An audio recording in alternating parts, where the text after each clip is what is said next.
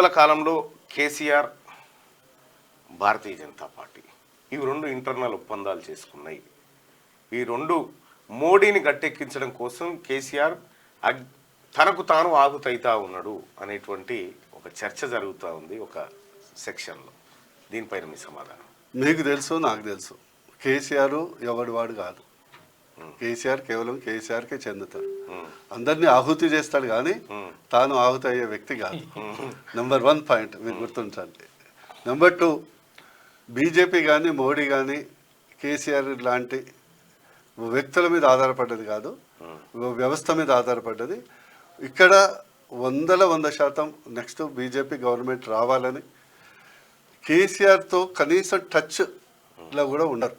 ఎందుకంటే సైద్ధాంతికంగా మీరు ఎప్పుడు మోడీ గారు కానీ అమిత్ షా గారు కానీ 3 పదాలు వాడతారు: పరివారవాద, కుటుంబ పాలన, అవినీతి పాలన, అపీజ్మెంట్ పాలన. ఈ రెండింటికి ఒక సింబల్ ఎవరంటే కేసీఆర్. దీనికి ఒక లోగో పెడితే, ఈ మూడింటికి పెడితే లోగో పెడితే కేసీఆర్ బ్రాండ్ అంబాసిడర్. మరి అలాంటి వ్యక్తితో ఎట్టి పరిస్థితుల్లో ఉండదు. అండ్ సరే, మీడియాలో అట్లా రావటము కొన్ని కారణాల వల్ల చేయటము జరిగింది, కానీ ఇప్పుడు స్పష్టంగా ఉన్నది 100% బీజేపీ ఇక్కడ ఆల్టర్నేటివ్ ఫోర్స్. ఇప్పుడు ప్రతిపక్ష హోదాలో, నెక్స్ట్ గవర్నమెంట్ హోదాలో. అది సరే, అది ఏం జరుగుతుందని ప్రజలు డిసైడ్ చేస్తారు. అంటే లక్ష్యం ఉంటుంది కదా. ఎస్, ఏం జరుగుతుందని ప్రజలు డిసైడ్ చేస్తారు. కానీ ఇప్పుడు కనిపిస్తున్నటువంటి పరిస్థితుల్లో మీదికి ఒకరినొకరు మంచి విమర్శించుకున్నట్టుగా ఏదో చేసినట్టుగా కనిపిస్తూ ఉంది. కానీ ఖచ్చితంగా వీళ్ళిద్దరి మధ్యన ఒక అవగాహన ఒప్పందం ఉంది కాబట్టే ఈ పార్లమెంట్ ఎన్నికల్లో నరేంద్ర మోడీని కేసీఆర్, కేసీఆర్ను నరేంద్ర మోడీ ఇద్దరు అనుకుంటా ఉన్నారు. నిన్న అమిత్ షా గారు వచ్చి కూడా వీళ్ళకు కాళేశ్వరం ఏటీఎం అన్నాడు, కరప్షన్ ఫ్యామిలీ అన్నాడు, రకరకాల ఆరోపణలు చేసిండు. కానీ ఏ ఒక్క ఆరోపణ పైన భారతీయ జనతా పార్టీ 10 ఏళ్ల కాలంలో విచారణ చేయలేదు. ఒకటి ఏంటంటే, ఒకటేమో ఆరోపణలు, రెండోదో టెక్నికల్. ఏ రాష్ట్ర ప్రభుత్వానికి సంబంధించిన అంశాలు కానీ కేంద్రం డైరెక్ట్గా ఇన్వెస్టిగేట్ చేయలేదు. లా అండ్ ఆర్డర్ మీకు తెలుసు, under the state government control ఉంటుంది. ఓన్లీ అది సిబిఐకి ట్రాన్స్ఫర్ అయినప్పుడే వాళ్ళు ఎంటర్ కాగలరు.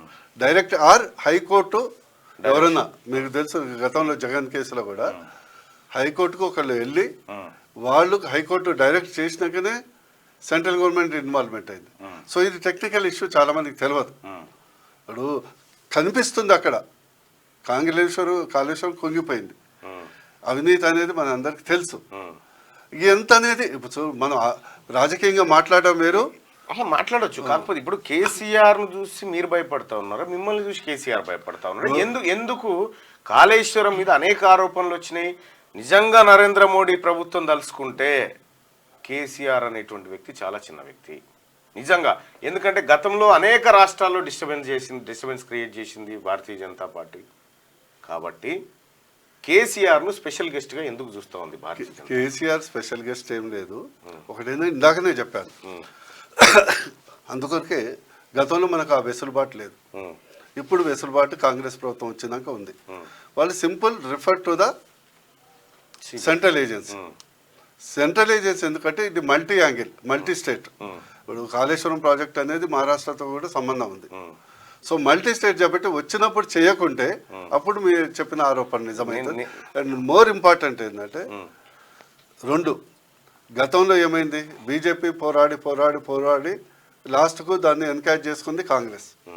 కేసీఆర్ని ఎండగొట్టడంలో బండి సంజయ్ గారు ఉన్నప్పుడు ఎంత పోరాటం చేశారు. బండి సంజయ్ గారు ఉన్నప్పుడు నేను చెప్పేది, మనం ఎంత పోరాటం చేసాం. నాలాంటోడు అధికార పార్టీ బయటకు వచ్చి నీలాంటోడు ఎన్ని కష్టాలు పడి చేశాం. కానీ లాస్ట్కి వచ్చే వరకు వివిధ కారణాల వల్ల అది కాంగ్రెస్ ఎడ్జ్ అయింది. ఓకే, ప్రాబ్లం ఒకటి ఏంటంటే, ఒక అణిచివేత గవర్నమెంట్ పోవాలని మనం కోరుకున్నాం. ఒకటి కానీ అల్టిమేట్లీ నెక్స్ట్ ప్రజలు ఏం ఆలోచిస్తారు, వాళ్ళకి మేలు జరిగిందా లేదా? అవును కదా.